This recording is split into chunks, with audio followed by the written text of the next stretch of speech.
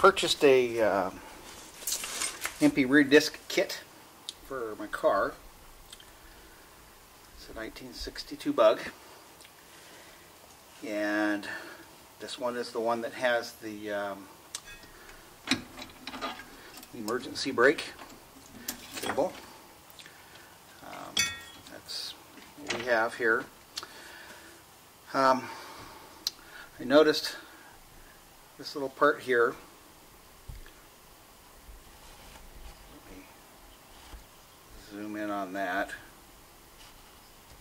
and focus on that. This is the part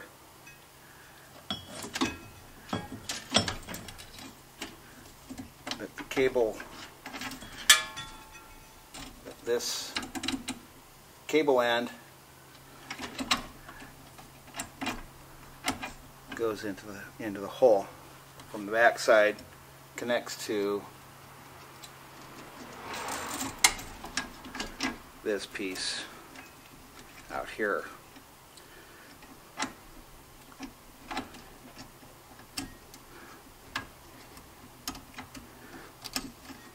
So just kind of like that. That's what it should look like. It's kind of hard to see from this angle. I'll get a better angle. The problem is this piece here that I'm pointing at touches the backing plate, the big cast iron backing plate. It does not fit between the two.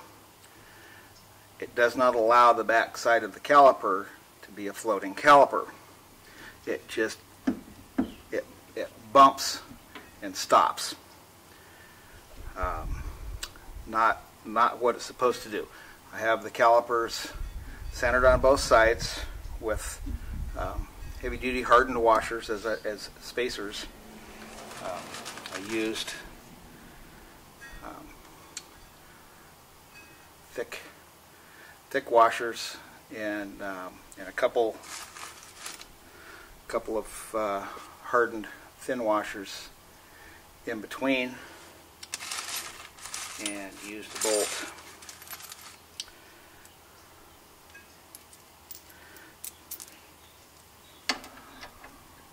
Like so, as a replacement. This is the same. It is a 10.9 grade bolt. It's not a 8 grade bolt. It's a 10.9, which is what the kit came with.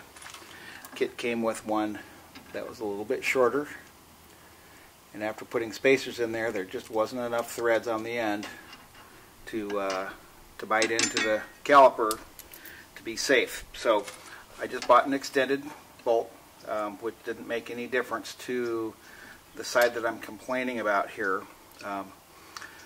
The problem with this bolt, this piece not fitting, let's just kind of back out here. The problem with this piece not fitting is that it bumps against the bolt on the back side and is in the way. So we got two problems in one. So this piece here is in the way, does not allow the caliper to float, and this piece, this backing plate here, the bolt that the caliper bolts to, is in the way. I've talked to Bug Performance. They said that they've never had that issue with these. I can see that there may not be an issue if they used the stamped steel backing plate that some of the cheaper kits come with. But I figured I want heavy duty, so I got the kit, and this is what they sold me, with the cast iron, or what they call forged backing plate. Everything's in place. Everything's been put on properly. We get proper rotation, proper turning, like it's supposed to. But I can't get my parking brake to fit. It does not. It just flat out doesn't go on, because there's not enough space behind there. If there was a little bit of space behind there, it would work just fine. But I noticed that this piece also butts against here. It does not really let this caliper be a floating caliper. It just sits there and that's not a good thing. It needs to be a floating caliper. That's what it was designed to do. It wasn't designed to be a stationary caliper. And that could put undue stress on this part up against here under brake pressure, because I guarantee you this little sucker is probably going to be butting up against here a little bit. Even if it moved off like 1/8 of an inch, you know, okay, so it'll float for 1/8 of an inch, or 1/16 of an inch, or a 32nd of an inch, but it's still a big issue, and I need to have this thing running. I'm about ready to put my engine in the car, have a couple little minor things to do, and I need this thing ready to go. I'm going to replace a couple bolts, going to replace my big axle nut bolt, going to replace my bolts for the spring plate, going to get some new rubber boots for the axles, brand new transmission, brand new brake system all the way, front, back. Front setup is air cooled, and it went on perfect. No issues, no muss, no fuss. It was excellent. The back one is unfortunately not that, and I was expecting that this would just be a bolt-on kit, which is what they're sold as, and it did not just bolt on. I'm not a very happy camper.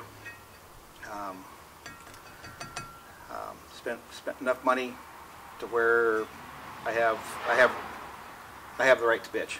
So that's what I'm doing. I'm bitching, and I'm also making a movie. So I'm going to swing the camera around to get another view of the back side. It's kind of hard to get the camera into a really tight spot for you to see. I'm going to see if I can get this in a little bit better, a couple different angles for you to see how that's butting up against here, and to see what I'm talking about. So let's see if we can get this camera set up. So give me a second.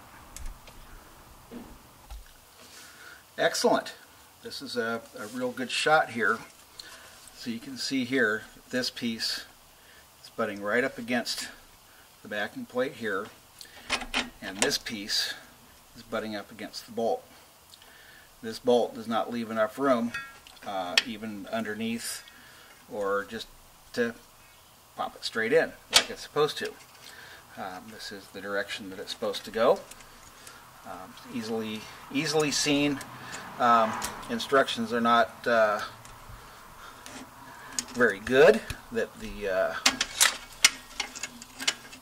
come with this kit, but it's not difficult. Really isn't a very difficult thing.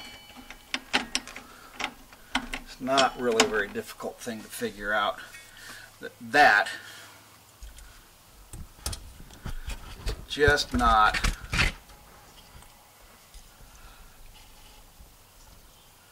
that is just not an acceptable issue. This makes it very difficult. Spacers is in, everything's in like it's supposed to be. That's all I can say. And I've tried a few different things to do this. I should not have to grind. Talk to you later. Okay, here we come at another perspective of this, and you can see again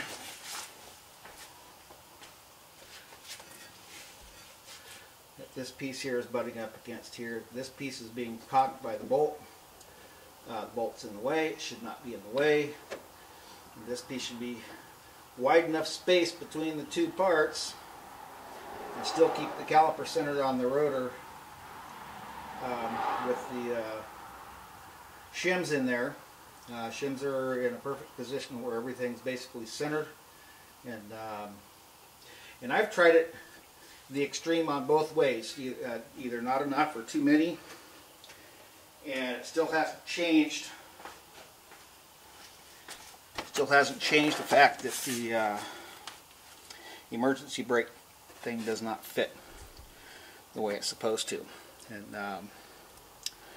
so either the calipers are wrong for this, or this is for a different year Volkswagen. And can't imagine that it's for a different year Volkswagen, because everything fits up to this point except those two things. So that's what I wanted to show you. I do have some pictures. I can actually even take some pictures here.